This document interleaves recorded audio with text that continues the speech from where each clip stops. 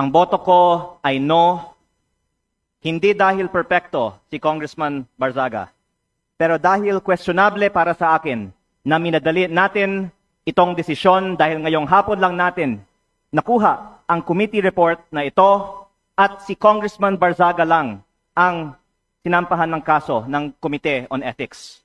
Ang boto ko ay no, lalo na dahil inuuna natin ang kaso niya kaysa sa mga mas seryosong isyong kinakaharap ng isa sa mga kasamahan natin.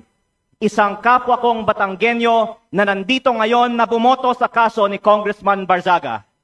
Hindi ba nakakahiya maging miyembro ng Kongreso dahil parang naging normal na meron tayong isang kasamahan na inakusahan na nagbayad para sa mahigit 100 billion pesos ng mga kontrata sa DPWH?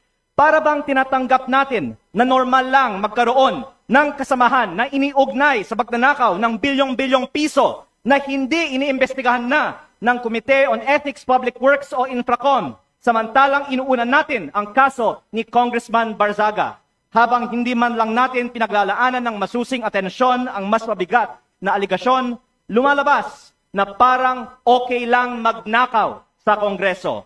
Nakatala na sa kasaysayan na sa gitna ng matinding kontrobersiya sa korupsyon, ito ang inuna ng Kongreso at parang lang walang mali sa ginagawa ng isa sa ating kasamahan at tayo mismo ay ngayon sumisira sa imahe ng Kongreso.